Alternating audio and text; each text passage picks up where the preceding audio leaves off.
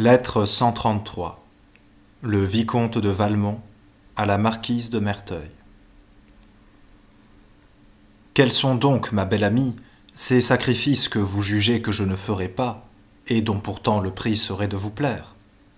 Faites-les-moi connaître seulement, et si je balance à vous les offrir, je vous permets d'en refuser l'hommage. Comment me jugez-vous depuis quelque temps, si même dans votre indulgence vous doutez de mes sentiments ou de mon énergie? Des sacrifices que je ne voudrais ou ne pourrais pas faire. Ainsi vous me croyez amoureux, subjugué? Et le prix que j'ai mis au succès, vous me soupçonnez de l'attacher à la personne? Ah, grâce au ciel, je n'en suis pas encore réduit là, et je m'offre à vous le prouver. Oui, je vous le prouverai, quand même ce devrait être envers madame de Tourvel.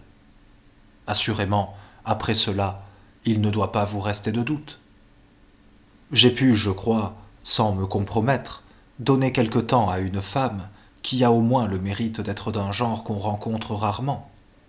Peut-être aussi la saison morte dans laquelle est venue cette aventure m'a fait m'y livrer davantage. Et encore à présent, qu'à peine le grand courant commence à reprendre, il n'est pas étonnant qu'elle m'occupe presque en entier. Mais songez donc qu'il n'y a guère que 8 jours que je jouis du fruit de 3 mois de soins. Je me suis si souvent arrêté davantage à ce qui valait bien moins et ne m'avait pas tant coûté. Et jamais vous n'en avez rien conclu contre moi. Et puis, voulez-vous savoir la véritable cause de l'empressement que j'y mets? La voici. Cette femme est naturellement timide.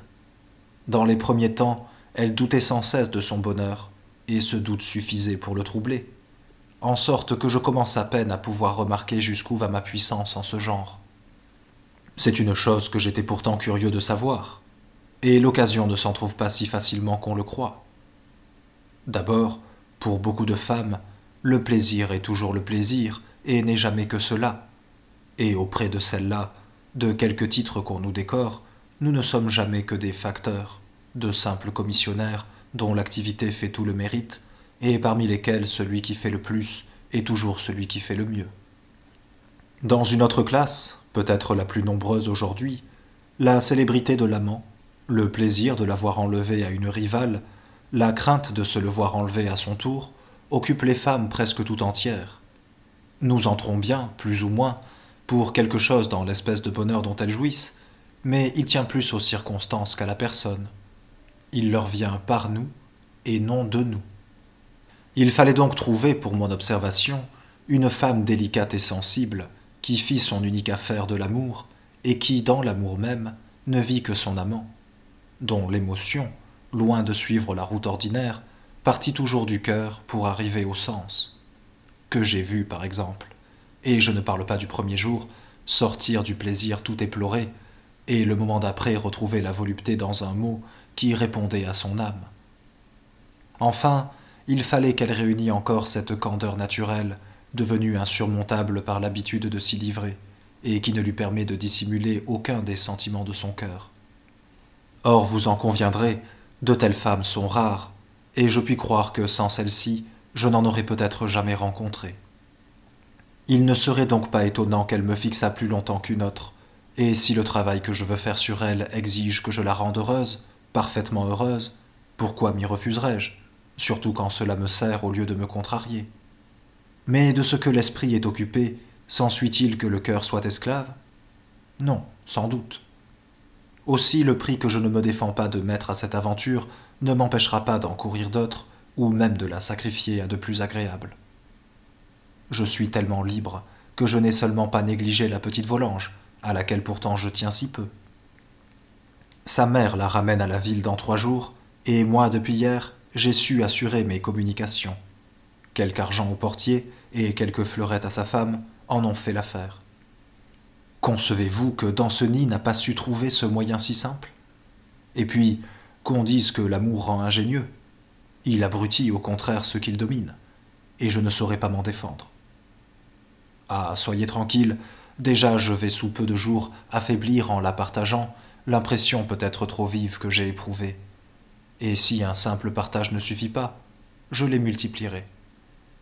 Je n'en serai pas moins prêt à remettre la jeune pensionnaire à son discret amant dès que vous le jugerez à propos. Il me semble que vous n'avez plus de raison pour l'en empêcher. Et moi, je consens à rendre ce service signalé au pauvre Danceny. C'est en vérité le moins que je lui doive pour tout ce qu'il m'a rendu. Il est actuellement dans la grande inquiétude de savoir s'il sera reçu chez mademoiselle de Volanges. Je le calme le plus que je peux, en l'assurant que, de façon ou d'autre, je ferai son bonheur au premier jour. Et en attendant, je continue à me charger de la correspondance qu'il veut reprendre à l'arrivée de sa Cécile. J'ai déjà 6 lettres de lui, et j'en aurai bien encore 1 ou 2 avant l'heureux jour. Il faut que ce garçon-là soit bien désœuvré. Mais laissons ce couple enfantin, et revenons à nous, que je puisse m'occuper uniquement de l'espoir si doux que m'a donné votre lettre. Oui, sans doute, vous me fixerez, et je ne vous pardonnerai pas d'en douter. Ai-je donc jamais cessé d'être constant pour vous? Nos liens ont été dénoués, et non pas rompus. Notre prétendue rupture ne fut qu'une erreur de notre imagination. Nos sentiments, nos intérêts n'en sont pas moins restés unis. Semblable au voyageur qui revient détrompé, je reconnaîtrai comme lui que j'avais laissé le bonheur pour courir après l'espérance, et je dirai comme d'Harcourt, « Plus je vis d'étranger, plus j'aimais ma patrie. » Ne combattez donc plus l'idée, ou plutôt le sentiment qui vous ramène à moi, et après avoir essayé de tous les plaisirs dans nos courses différentes, jouissons du bonheur de sentir qu'aucun d'eux n'est comparable à celui que nous avions éprouvé, et que nous retrouverons plus délicieux encore. Adieu, ma charmante amie. Je consens à attendre votre retour, mais pressez-le donc, et n'oubliez pas combien je le désire. De Paris, ce 8 novembre.